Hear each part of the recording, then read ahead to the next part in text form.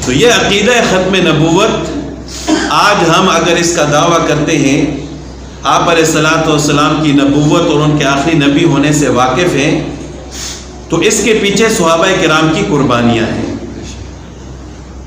جس طرح ابھی میں نے عرض کیا ہے کہ یہ سلسلہ تو آپ علیہ الصلوۃ والسلام کی زندگی سے شروع ہو چکا تھا۔ آپ علیہ الصلوۃ والسلام نے اپنی زندگی میں جتنے بھی غزوات لڑے ہیں، جتنی جنگیں ہوئی ہیں کفار کے ساتھ، ان سب جنگوں میں، ان سب غزوات میں جتنے صحابہ کرام شہید ہوئے، ان سب کی تعداد 259 ہے۔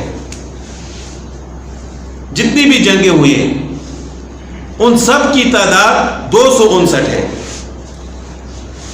اور جو نبوت کا جھوٹا دعوے دار تھا مسیلمہ کذاب، جس نے رسول اللہ صلی اللہ علیہ وسلم کی حیات مبارکہ میں جو نبوت کا دعویٰ کر دیا تھا، لیکن آپ علیہ الصلوۃ والسلام کی زندگی میں اس کے خلاف لڑائی نہیں ہوئی۔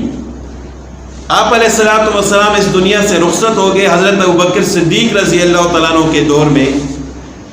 پھر جب اس کے خلاف جنگ ہوئی تو اس ایک جنگ میں جتنے صحابہ کرام اور تابعین شہید ہوئے ہیں ان کی تعداد 1200 ہے۔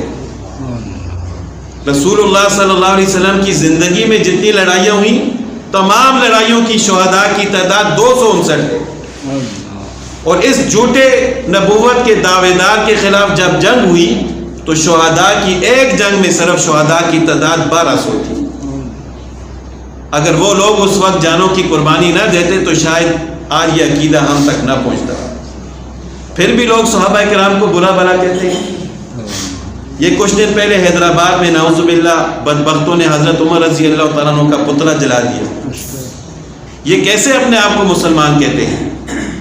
جن لوگوں نے اس دین کی خاطر قربانیاں دی، یہ دین ہم تک پہنچایا، اب یہ اس جڑ کو ہی کاٹ رہے ہیں۔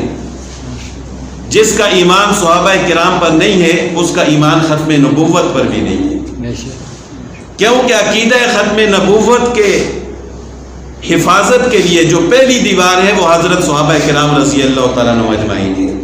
اگر آپ نے اس دیوار کو گرا دیا تو پھر ختم نبوت پر حملہ کرنا آسان ہو جائے گا۔ تو یہ لوگ اپنے آپ کو کیسے مسلمان کہتے ہیں جو صحابہ کرام پر تنقید کرتے ہیں، ان کے پتلے جلاتے ہیں؟ یہ کون سا اسلام ہے؟ اور انہوں نے ایسی ایسی قربانیاں دی ہیں کہ ایک صحابی تھے حضرت زید بن حبیب بن زید رضی اللہ تعالیٰ عنہ، اسی مسیلمہ کذاب کی طرف آپ علیہ الصلوۃ والسلام نے ان کو بھیجا۔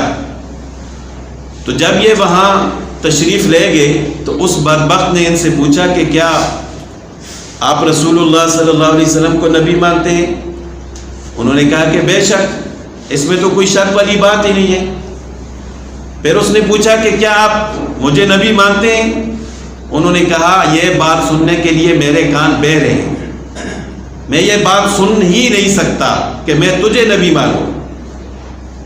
تو وہ بار بار پوچھتا جاتا تھا، اور جب بھی پوچھتا یہ انکار کر دیتے، اور اس کے انکار پر وہ ان کے جسم کا ایک عضو کاٹ لیتا۔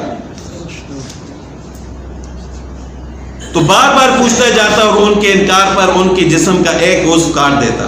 تو اسی طرح کاٹ کاٹ کر ان کو شہید کر دیا، لیکن انہوں نے اس جھوٹے بدبخت کو اپنا نبی نہیں مانا۔ اس طرح صحابہ کرام نے قربانیاں دیں عقیدہ ختم نبوت۔